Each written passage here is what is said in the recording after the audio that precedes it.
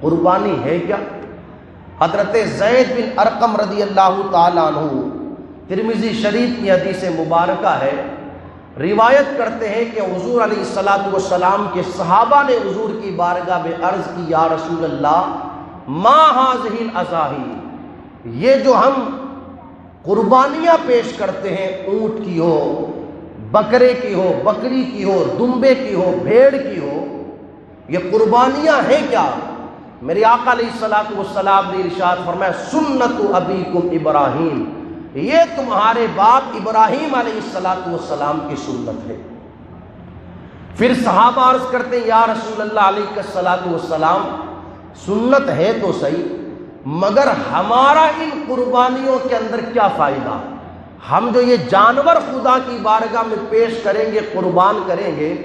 اس جانور کے قربان کرنے کا ہمارا کیا فائدہ؟ میرے آقا صلی اللہ تعالیٰ علیہ وسلم ارشاد فرماتے، تمہارے لیے ان قربانیوں میں فائدہ یہ ہے کہ جب بھی بندہ کوئی جانور خدا کی بارگاہ میں قربان کرنے کے لیے زمین پر لٹاتا ہے تو اللہ جانور کے ہر بال کے بدلے میں بندے کو ایک نیکی عطا فرماتا ہے۔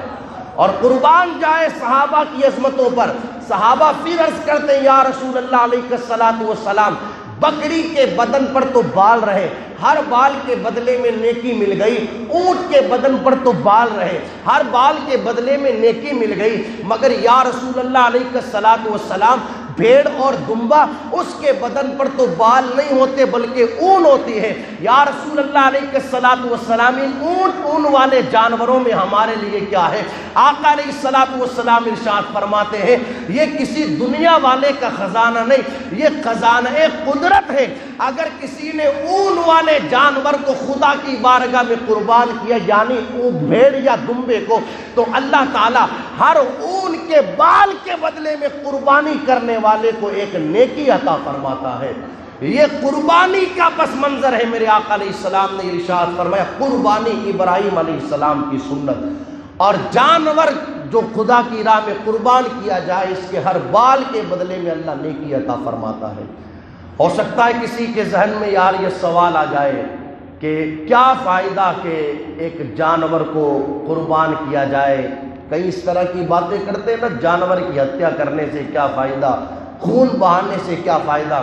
اس سے بہتر تو یہ ہے کہ کسی غریب کو پیسہ دے دو، اس سے بہتر تو یہ ہے کہ کسی بیوہ کا چولہا جلا دو، اس سے بہتر تو یہ ہے کہ کسی مسکین کے کام آ جاؤ، اس سے بہتر تو یہ ہے کہ کسی مصیبت زدہ کی مصیبت دور کر دو۔ کیا فائدہ یہ جانور کو ذبح کرنے سے؟ میرے آقا صلی اللہ تعالیٰ علیہ وسلم ارشاد فرماتے ہیں، قربانی والے دن یعنی ذی الحجہ کی 10 تاریخ کو اللہ کی بارگاہ میں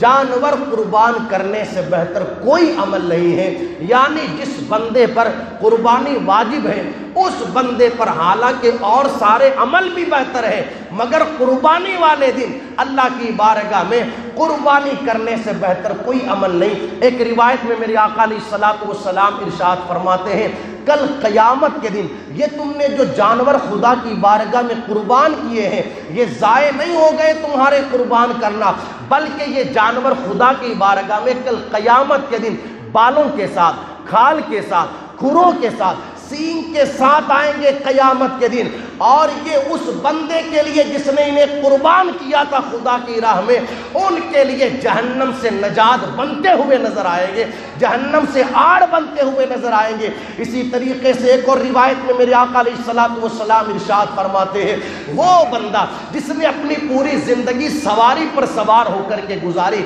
سب سے پہلے اپنے باپ کی پشت میں وہ سوار تھا، باپ کی پشت سے نکلا تو ماں کے رحم میں وہ سہار رہا، پھر اس کے بعد میں اپنے 2 سال 3 سال کا جو بچپنے کا زمانہ تھا ماں کی گود میں بندہ سوار رہا، پھر جب بڑا ہوا تو کبھی باپ کے کاندھے پر سوار رہا، کبھی ماں کی گود میں سوار رہا، پھر اور بڑا ہوا تو کبھی گاڑیوں پر سوار رہا، کبھی جانوروں پر سوار رہا، کبھی سمندروں میں کشتیوں پر سوار رہا، زندگی سواری کرتے کرتے اس نے گزار دی، اور مر گیا تو مرنے کے بعد جنازے کی شکل میں باپ کے کاندھے پر، بھائی کے کاندھے پر، پیر کے کاندھے پر سوار ہو کر کے قبرستان پہنچا۔ رب نے ارشاد فرمایا فرمایا میرے جس بندے نے پوری زندگی سوار ہو کر کے دنیا میں گزاری ہے، اب اسے قبر سے اٹھایا جانا ہے، میدان محشر میں پہنچایا جانا ہے، فرشتوں اسے پیدل میدان محشر میں نہ پہنچایا جائے بلکہ اس کے لیے قبر سے لے کر میدان محشر تک سواری کا انتظام کر دیا جائے۔